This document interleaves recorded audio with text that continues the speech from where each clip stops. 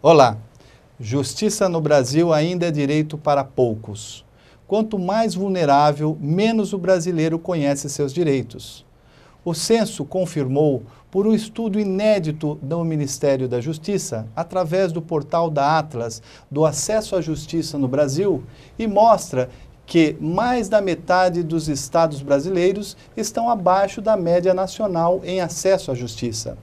A saúde é direito de todos, mas o pobre morre nas filas dos hospitais, pois não recebe o tratamento assegurado pelas leis, inclusive pela Constituição Federal. Este descaso com a saúde, esta violação dos direitos do cidadão, que é um dever do Estado, foi acompanhado nos últimos meses na imprensa e em diversas redes sociais, através do drama da pequena Sofia, hoje com 6 meses de idade. Sofia, para sobreviver, precisa de um transplante de 3 órgãos, que custa mais de 2 milhões de reais. Desde que nasceu, já passou por 3 cirurgias, mas ainda necessita de atendimento especializado, que só pode ser feito nos Estados Unidos. A família pediu ajuda financeira de todas as formas para conseguir a viagem. E no dia 28 de maio, o desembargador Márcio Moraes determinou que o governo federal providenciasse a viagem e a cirurgia da criança. A União recorreu, mas teve o recurso negado e o Tribunal Regional Federal da Terceira Região em São Paulo manteve a decisão que obrigou a União a providenciar a transferência da menina, que já está nos Estados Unidos, para a realização do transplante multivisceral. Processos e processos são todos os dias propostos com o mesmo interesse, a garantia de direitos fundamentais. Será mesmo necessário que o Estado seja sempre chamado a se manifestar? Existem caminhos mais rápidos para quem pleiteia seus direitos? Para analisar e debater estas e outras questões hoje, contamos com a ilustre presença do desembargador Nelson Calandra. Tudo bem, doutor Calandra? Tudo bem, um grande prazer, Fabiana, Marco, poder estar aqui com vocês e, sobretudo, saudar aqueles que nos dão permissão para entrar na sua casa, para poder falar um pouquinho de tantas feridas, de tantas dores. Saúde, um direito fundamental da população, tantas vezes negados. E muitas vezes, quando esse debate vai para a imprensa, a primeira coisa que fazem é apontar o dedo no nariz do juiz. Nós somos os culpados de judicializar a saúde.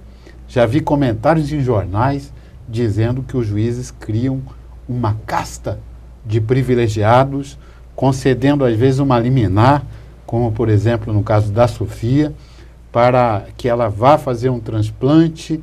E nós juízes encontramos todos os dias da nossa vida essa polêmica entre morte e vida, entre atender a um pedido legítimo de um pai e de uma mãe ou negar.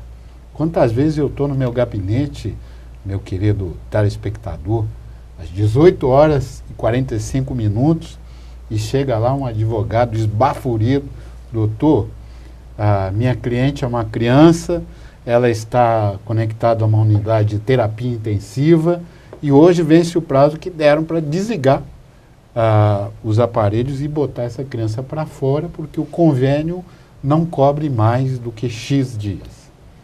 E nós, evidentemente, temos, quando vem um documento médico comprovando aquilo e a base documental para aquilo que é dito, nós somos obrigados a assinar uma sentença em favor da vida, como foi feito pelo meu colega Márcio Moraes, em relação à pequena Sofia. Aliás, Márcio Moraes foi um dos primeiros juízes federais no Brasil que teve a coragem de mandar indenizar alguém vítima de tortura no nosso país. Mas o senhor saiba, doutor Nelson, que é no momento em que vocês dão esse tipo de sentença que nós, advogados e estudantes de direito, temos certeza que escolhemos a profissão certa. É exatamente nesse momento. Bom, antes de fazer a primeira pergunta ao desembargador Calandra, eu tenho a honra e quero apresentar mais 2 juristas que compõem essa mesa. O Dr. Coriolando Almeida Camargo, conselheiro e também presidente da Comissão de Direito Eletrônico da OAB São Paulo, e também o doutor Leopoldo, presidente da OAB Tatuapé. Olá. Olá. Vamos para a primeira pergunta ao doutor desembargador Calandra. E não tem... acredito que nós devemos primeiro dissertar os direitos fundamentais. Quais são os direitos fundamentais? O direito fundamental à saúde, ao transporte e à educação, que foi alvo das nossas caminhadas e protestos da nossa juventude, que saiu à rua pacificamente para dizer que o Brasil tinha que olhar para o lugar certo, não é? Porque houve no passado algumas opções políticas que nos levam a uma situação em que pessoas morrem por falta de atendimento médico nas filas dos hospitais. Um parto, que é coisa mais natural do que um parto?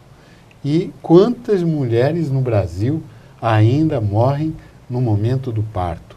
Quantas crianças, que é o futuro do país, são perdidas por problemas de falta de cuidados pós-natal? Nós não temos, praticamente no Brasil, nós contamos nos dedos as unidades de terapia intensiva para esse grupo de neonatos, não é? Uma dificuldade muito grande. Então, nós temos que olhar para essas prioridades. Muito foi feito no Brasil. E eu estou aqui ao lado do Dr. Leopoldo Luiz Lima de Oliveira, presidente da minha queridíssima OAB Tatuapé, também aqui ao lado do Dr. Coriolano, que é tributarista, e a gente fala que o Brasil é o país que maior carga tributária tem nesse mundo que nós vivemos hoje, mas, infelizmente, nós não drenamos muitas vezes aquela arrecadação enorme para aquilo que é prioridade. Eu queria fazer uma pergunta para o doutor Calandra. Mas antes de fazer a pergunta, eu queria cumprimentar o telespectador. Eu quero cumprimentar aqui o Marco, a Fabiana, o doutor Calandra e o meu amigo de classe também, doutor Coriolano, nossa referência em Direito e Tecnologia, eu diria. Estamos aqui com a doutora Fabiana, claro, né?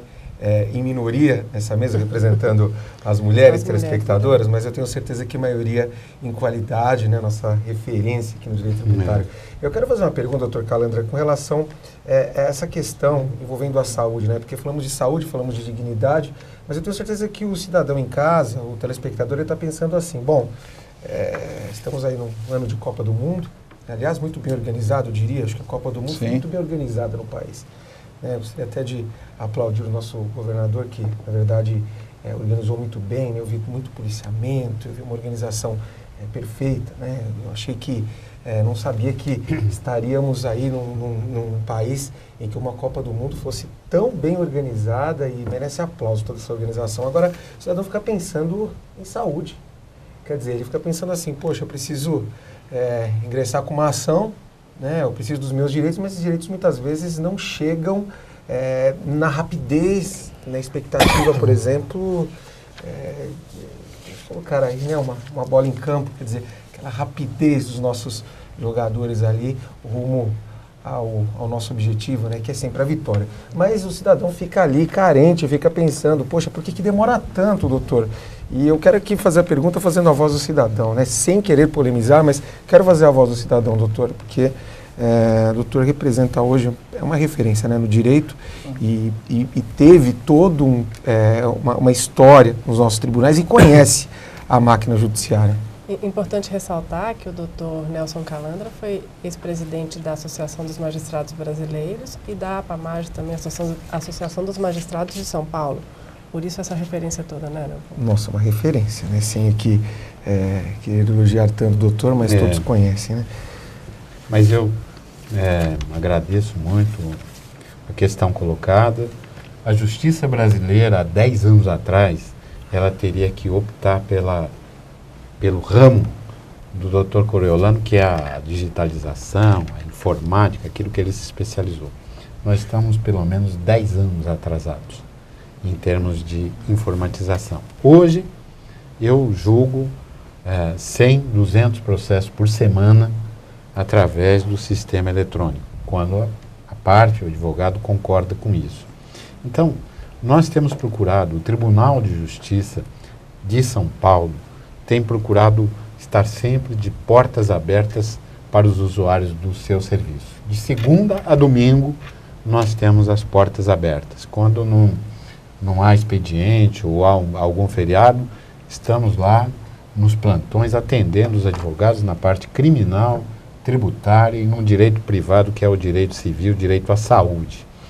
Então, todas essas questões a gente procura dar vazão no menor espaço possível.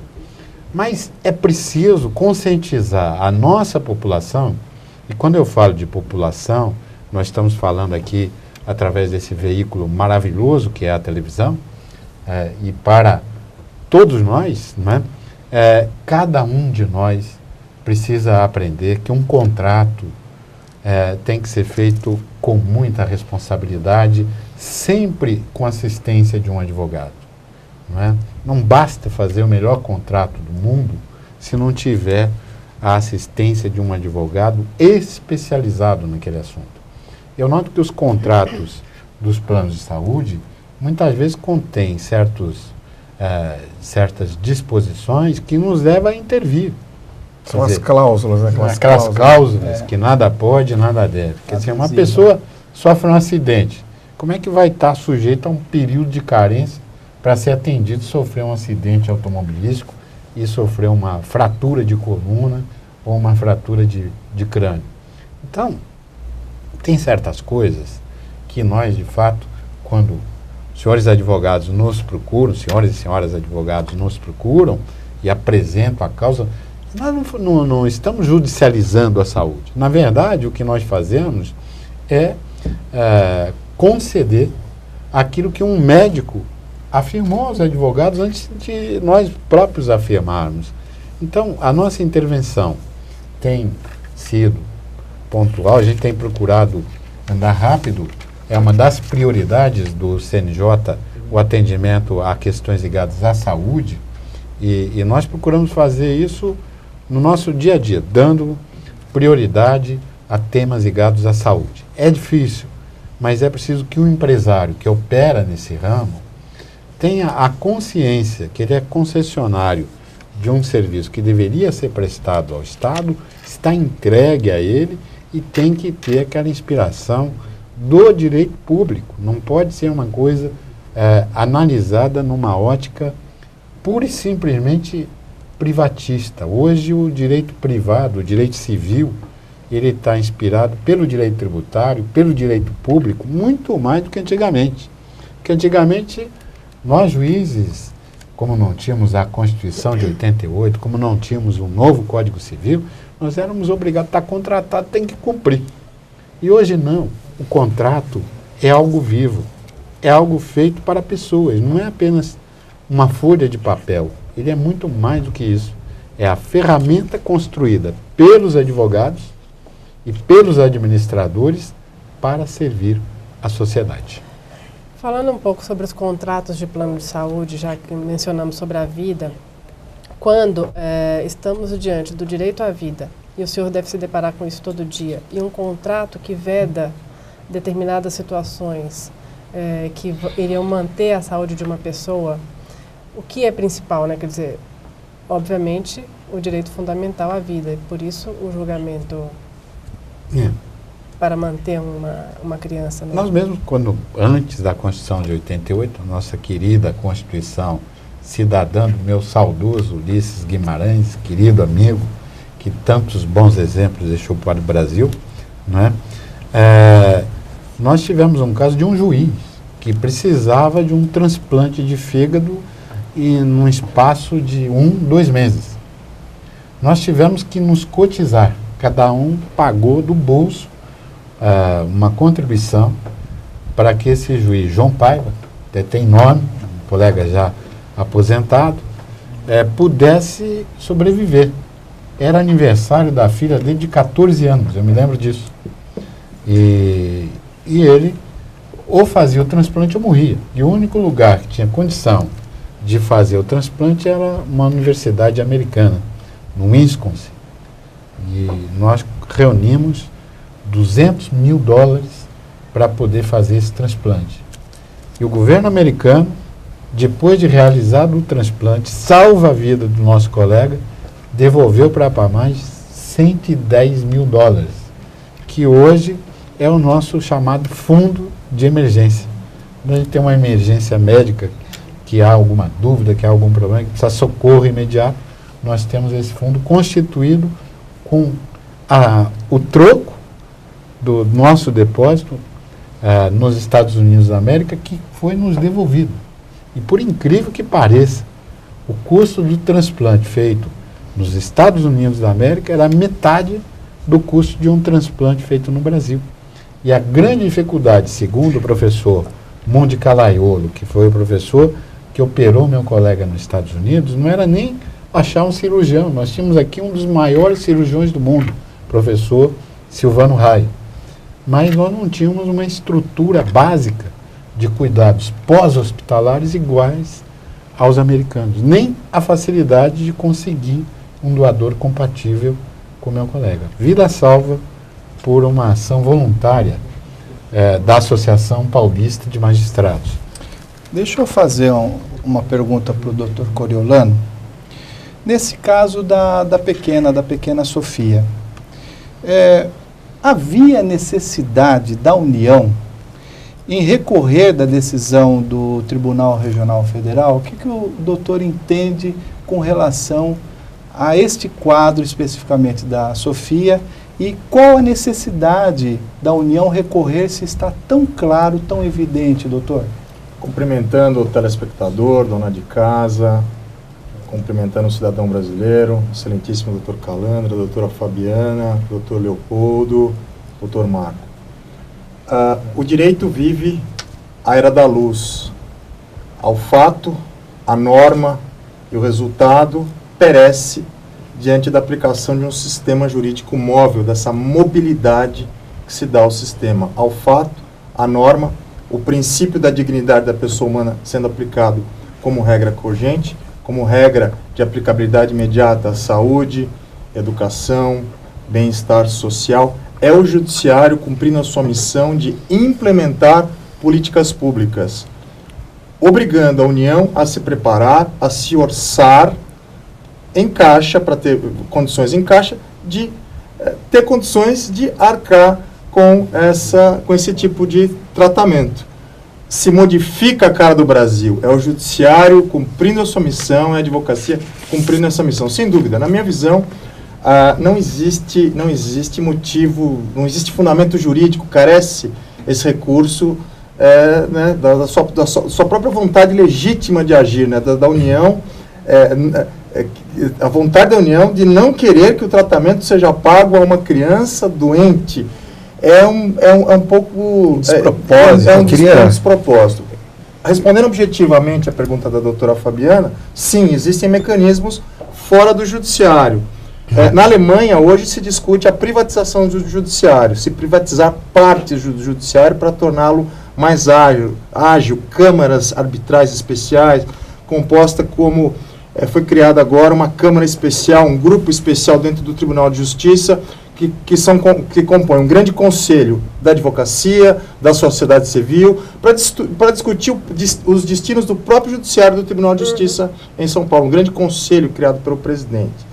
E as agências nacionais de autorregulação da internet, da saúde, com poder de ditar, com base na consciência ética coletiva e no tecido social, regras de aplicabilidade imediata, que ecoam na sociedade e batem as portas do judiciário.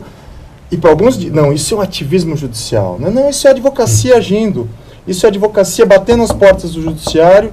O doutor Calandra, quem está do outro lado, com a caneta nas mãos, com a vida na ponta da caneta, decretando a salvaguarda de uma vida. O que há de mais precioso, né? A vida. A vida, né? O que há de mais belo.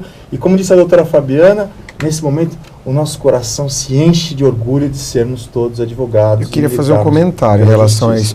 Na verdade, falamos aqui de sistemas, falamos de princípios, né? O doutor Calandra falou dos mecanismos do Poder Judiciário, aliás, falamos de todo como diria o doutor Calandra, de um tecido social que passa por transformações cotidianas. Agora eu queria saber o seguinte, o ponto principal aqui são os direitos fundamentais, quer dizer, o direito fundamental, até para o telespectador entender, quer dizer, é um dos principais direitos aí dentro da nossa Carta Magna, da nossa Constituição.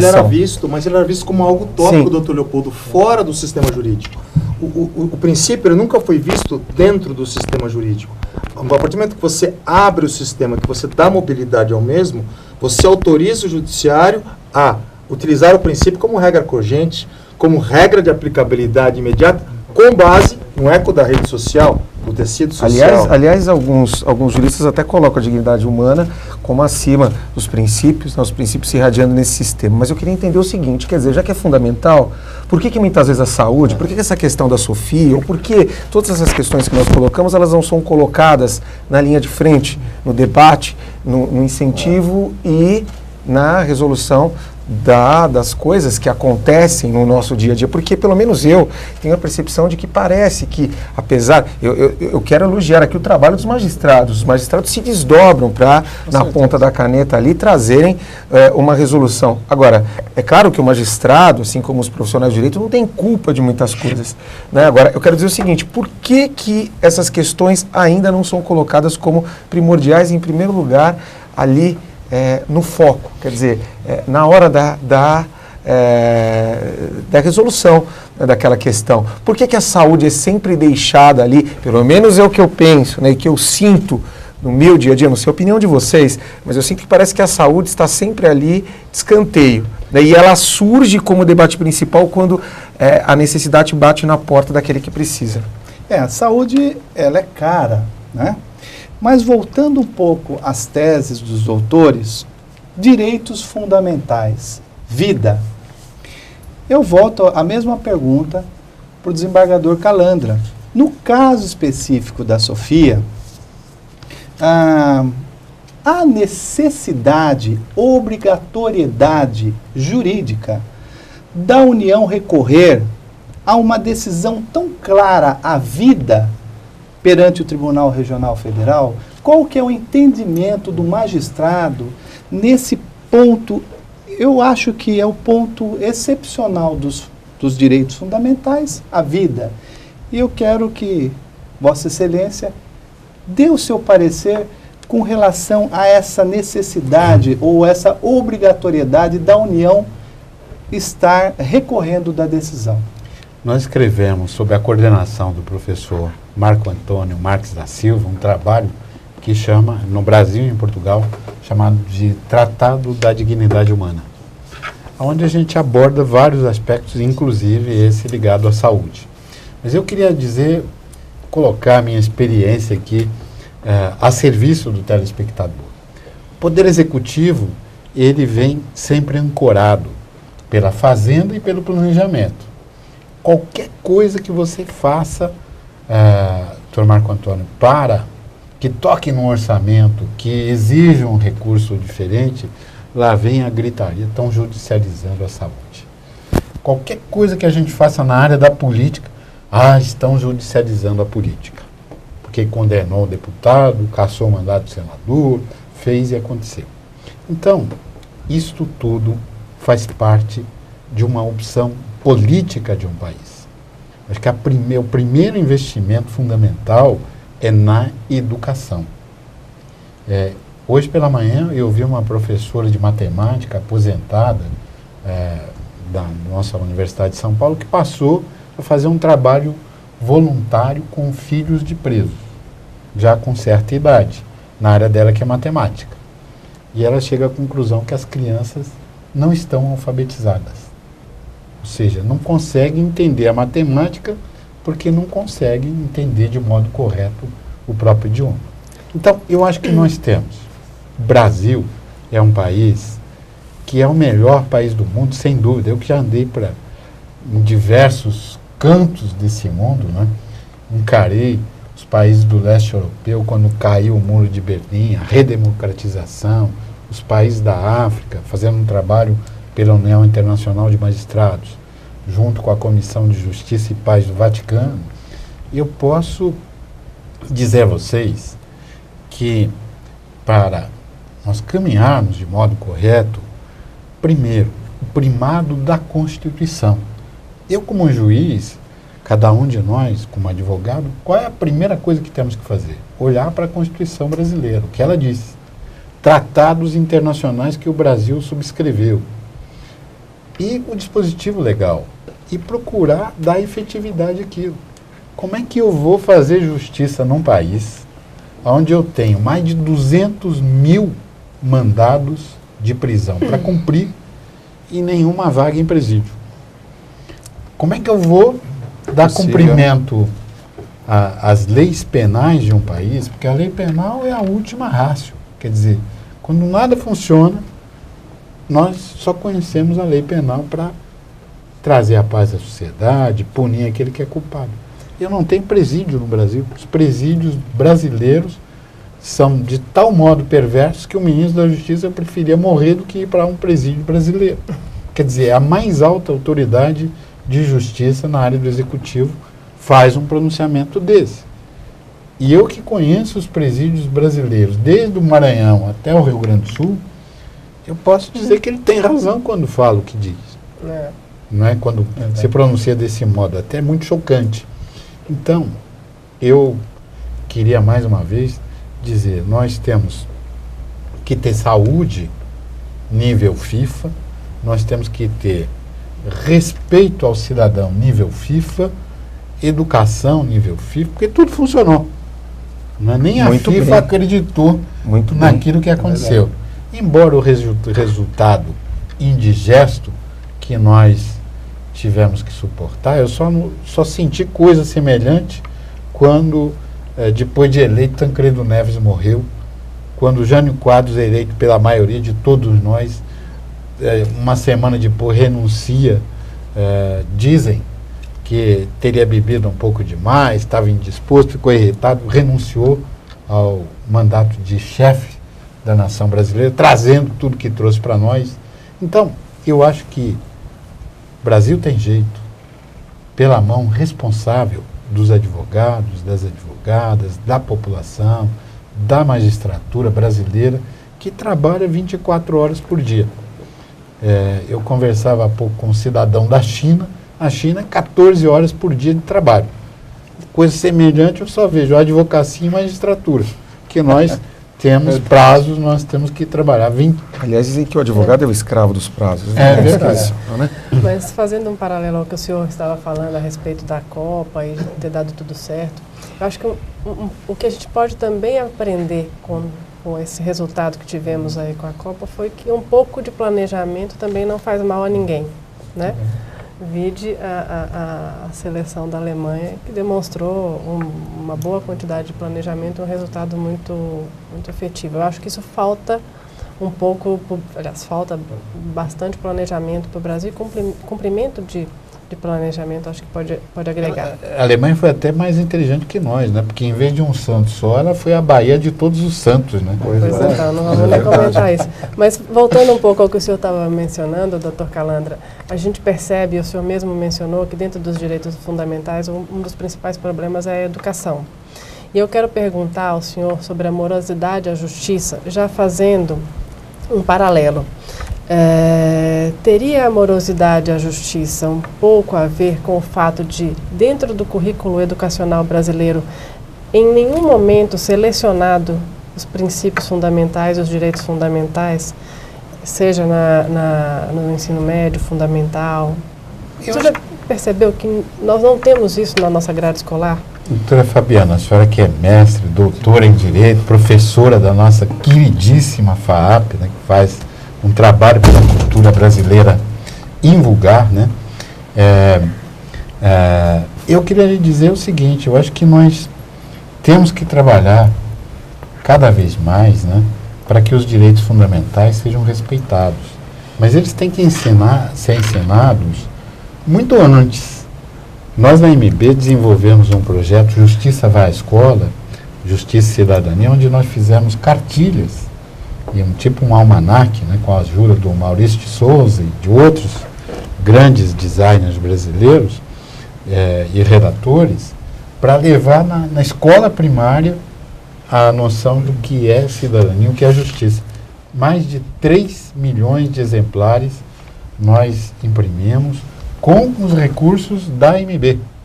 E nossa última reunião, né, em Santa Catarina, nós fomos às escolas primárias conversar com as crianças sobre o que é justiça. E, de repente, eu todo engravatado, estava sentado lá no meio das crianças, jogando figurinha no pátio da escola. Eu acho que isso mostra, né, quanto é necessário, e a advocacia pode ser parceira da magistratura. A advocacia também vem promovendo algumas cartilhas, algumas atividades. Está juntos. Cidadania sempre caminhando junto. Eu acho que nós temos que caminhar juntos. Eu que fui advogado da Ordem dos Advogados do Brasil no tempo da Revolução, tive essa honra concedida pelo presidente Cid Vieira de Souza, na época presidente da seccional da OAB. Queria aproveitar para saudar o Dr. Marcos Acosta, que é o nosso presidente aqui do Estado de São Paulo. Eu acho que a advocacia e a magistratura podem e devem caminhar juntos.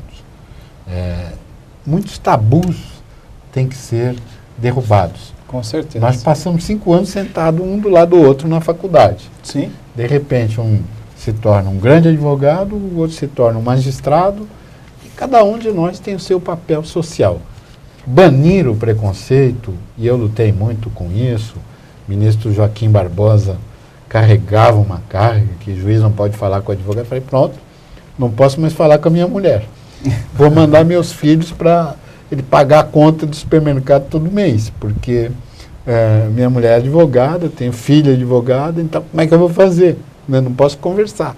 Entra o mundo e sai calado. Então, gente, eu acho fundamental que o brasileiro desenvolva essa cultura de amor à pátria, de amor à sua infância, porque a nossa infância é o nosso futuro, não é? Uhum. Quantas vezes eu recebo jovens vítimas de violência, e recebia como juiz da vara de família, e havia aquilo era uma réplica de algo que aconteceu na vida dos pais. Pai maltratado, filho maltratado. Não é regra geral, mas acontece. E falando sobre a morosidade da justiça, uma pergunta que acho que todo mundo gostaria de saber, o senhor como referência no judiciário, o que diferencia a justiça brasileira, que às vezes existem processos que demoram 5, 6, 7 anos para serem resolvidos, enquanto às vezes em alguns outros países a gente tem processos que demoram 60, 70 dias. Qual é a diferença e o que podemos fazer para melhorar? 100 milhões de brasileiros estão à porta da justiça brasileira, são partes. Portanto, quase a metade da população, e se a gente contar que em cada processo tem pelo menos 2 partes, eu acho que todo o Brasil está dentro do judiciário brasileiro. É lógico que tem processo que o autor é o Ministério Público, a Fazenda Pública, a maioria deles talvez seja assim, mas um grande número de brasileiros está recorrendo aos seus advogados para propor ações judiciais. Por que da morosidade? Um código de processo que já está desatualizado. Eu encaminhei um código de processo novo, apoiei junto com o ministro Fux no Senado.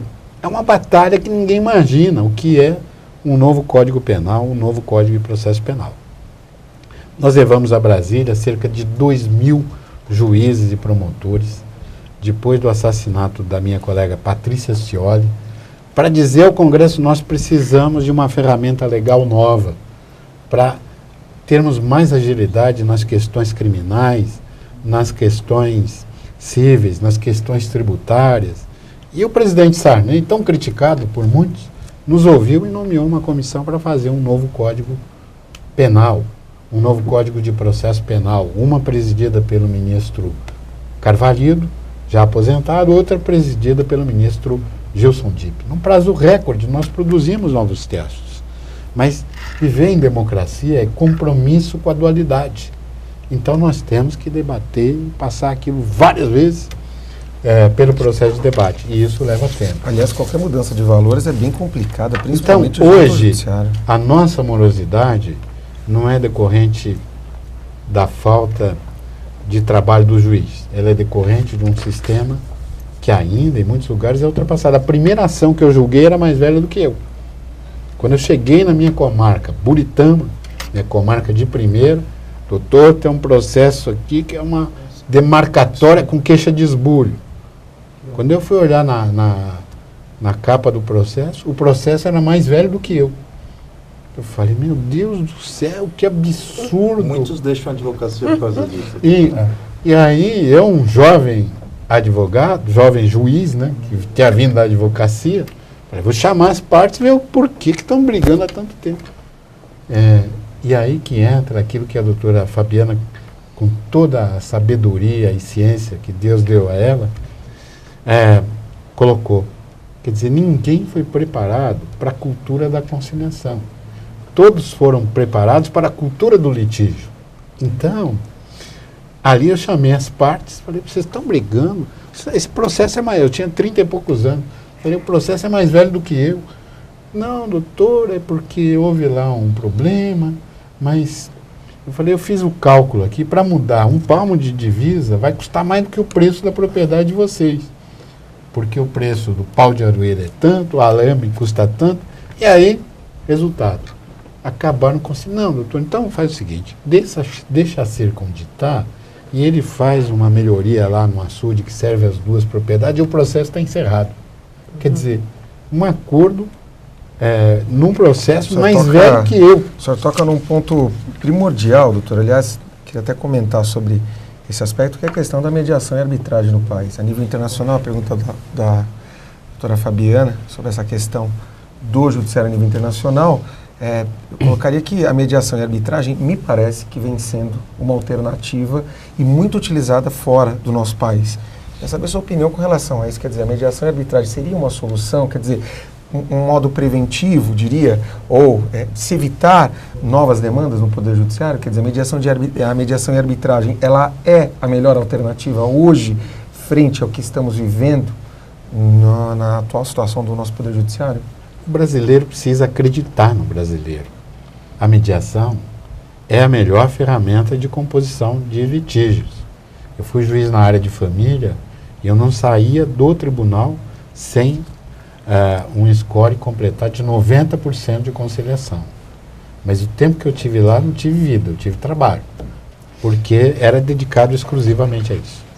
Porque agora parece que esse processo eletrônico, o doutor Coriolano, que pode dizer que é um especialista nessa área quer dizer, especialista eu diria porque acompanha essa transição para o processo eletrônico, aliás, essa transição que vem causando uma polêmica junto à advocacia. A advocacia reclamou muito. Os advogados não gostam muito de mudanças, né, doutor? Mas, de qualquer forma, o Coriolano acompanhou essa mudança toda, inclusive preside uma das comissões mais importantes, eu diria, da nossa OAB todas são importantes, Comissão de Direito Eletrônico e Crime de Alta Tecnologia.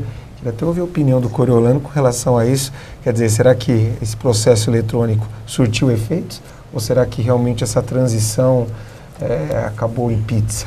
Em relação à resolução alternativa de conflitos, que foi o primeiro tema proposto, eu cito os países da Ásia, onde os juízes da Alemanha estão sendo enviados aos países asiáticos para estudar a resolução alternativa de conflitos, que é muito utilizada nos países da Ásia. Eu acho que talvez, se pudéssemos assimilar um pouquinho eu sei que nem todos tiveram o privilégio que o Dr. Calandra teve de rodar o mundo, né, estudando os diversos sistemas judiciais.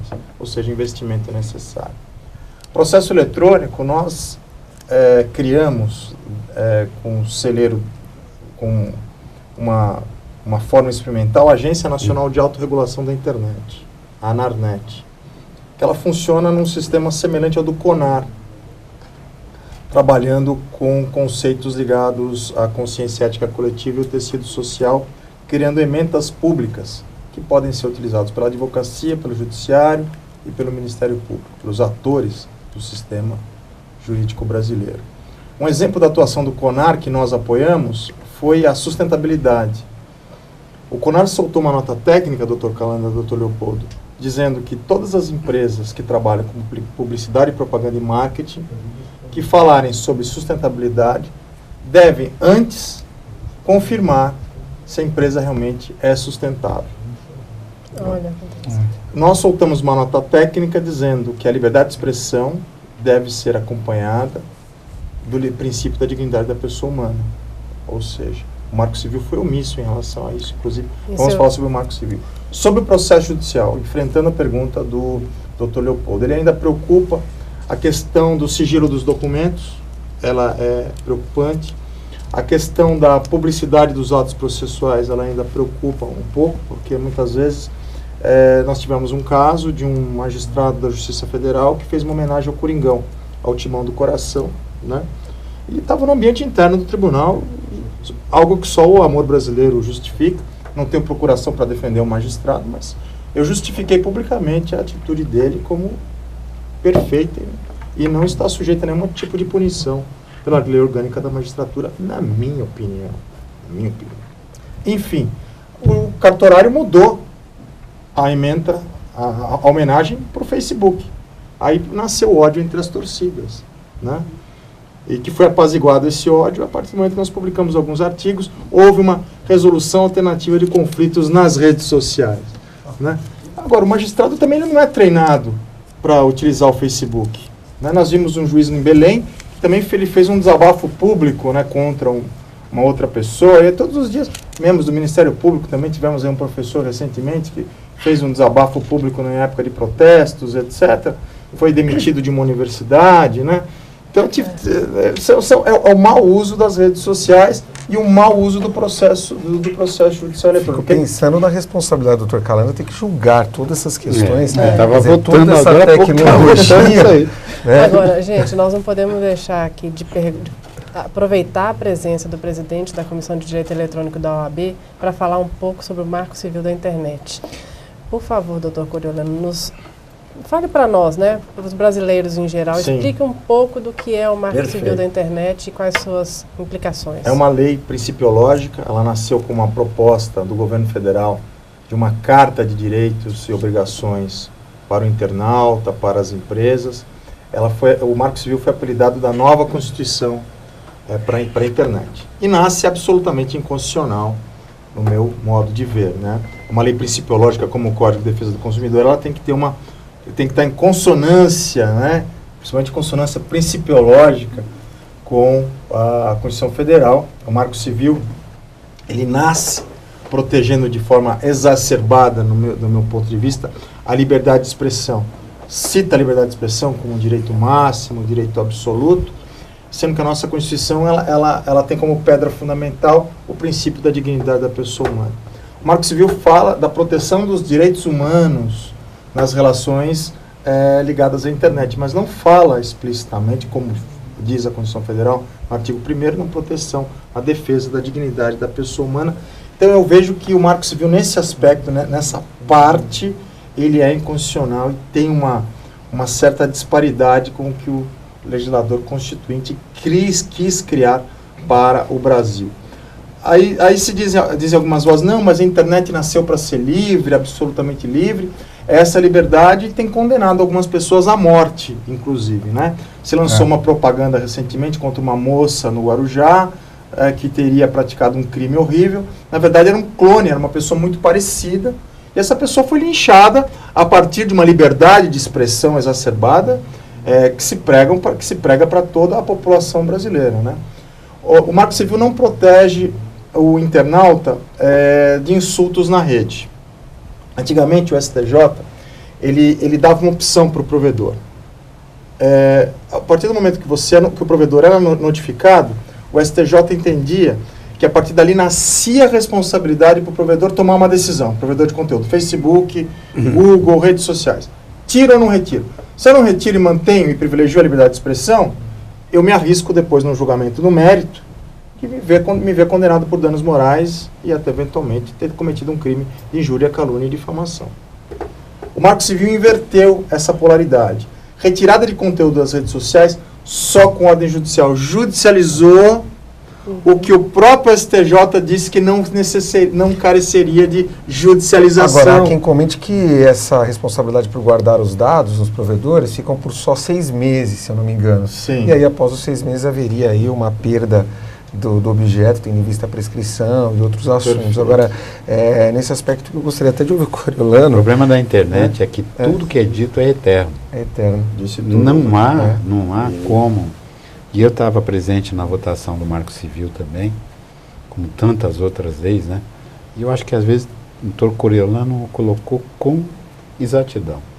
Um tema como esse não pode ser praticamente imposto. Olha, vai ter uma reunião no Brasil, ou aprova a lei, ou nós vamos fazer papel feio. Vai ter campeonato mundial, ou faz 7 estádios, ou nós vamos fazer papel feio. Então, o problema do Brasil é os nossos governantes darem prioridade e seriedade àquilo que é discutido. Às vezes um só pode pensar melhor do que 500 deputados e senadores, são quase 600 somados De todos. preferência Né? um especialista, né? Né? Pode pensar melhor, mas nós optamos por vida democrática. Vida democrática existe compromisso com o debate. Não pode, por exemplo, eu sou o maior doutor Coriolano, sem dúvida, se eu tivesse que escrever uma lei sobre informática, se eu tivesse esse poder, que eu espero nunca ter, escrever uma lei sobre informática, eu chamaria ele e dizia, olha, doutor Coriolano, o senhor faz aqui um projeto de lei que eu tenho certeza que, sob aspecto jurídico e técnico, seria a melhor lei do mundo. Mas nós não vivemos na democracia de um, nem de alguns. Nós vivemos numa democracia de todos. Sim. Qual o meu desafio como juiz criminal? E eu fui juiz criminal há muitos anos, né? Está sendo ameaçado por uma quadrilha e ter que julgar uma causa criminal e assinar embaixo. É a minha vida, a vida da minha família que pode ser vulnerada. Mas eu tenho que ter essa coragem. E garantir o direito daquele que me ameaçou. Porque eu vivo numa democracia. Então, quando eu interrogava um réu, quando eu apenava um réu, o réu tinha que saber que quem estava julgando ele era o Henrique Nelson Calandra, juiz do Estado de São Paulo.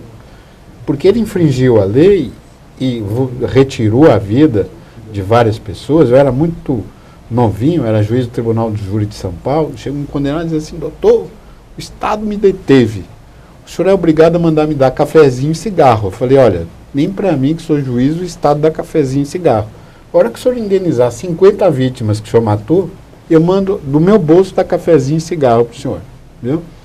Então, eu acho, e queria sublinhar esse aspecto. Desculpe que eu acabei falando demais aqui. Eu queria pedir desculpa a você, telespectador, que eu acabei privando de ouvir os nossos especialistas, os nossos participantes dessa mesa de debate, coisa de gente que já está completando 57 anos, trabalhando sem parar, 34 anos como juiz, presidente das 2 maiores associações do Brasil e da América Latina, a AMB e a APAMAGES, tanta coisa que eu vi, não é?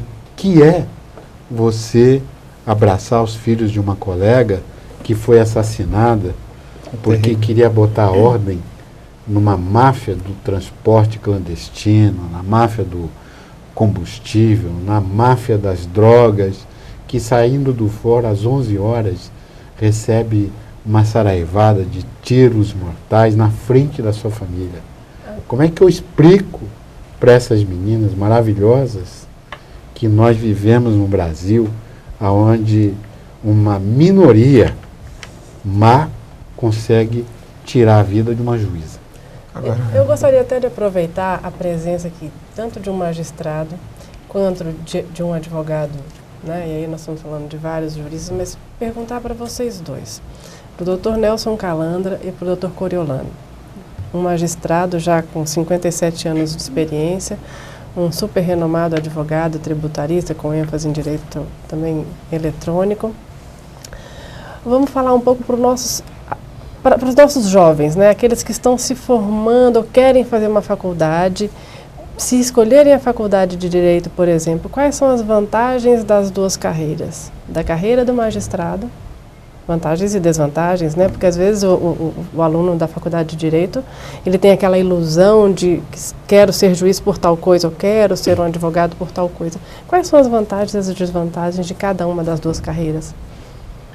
São muitas as vantagens e as desvantagens. Seja qual carreira a ser escolhida, ela deve ser escolhida pelo amor, pela vontade de exercer e de fazer a diferença na sociedade.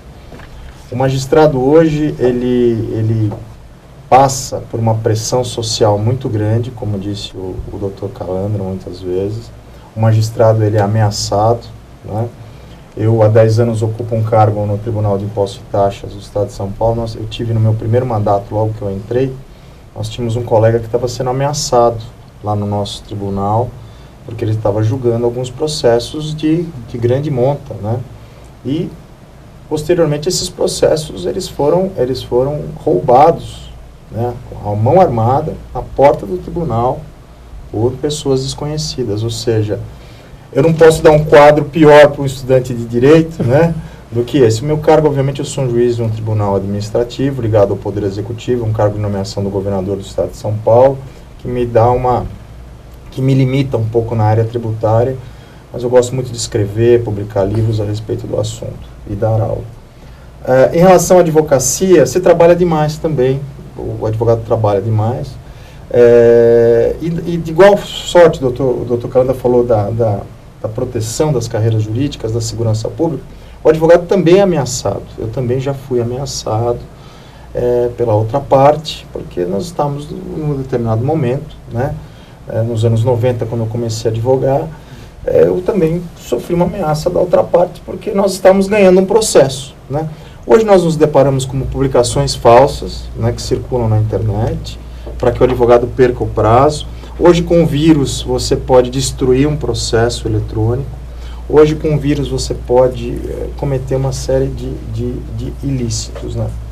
Agora, vamos ouvir o doutor Calandra a respeito do assunto. Eu queria fazer um convite aos jovens estudantes, porque a carreira da magistratura, ela se constrói a partir da faculdade, e eu queria fazer um convite a vocês.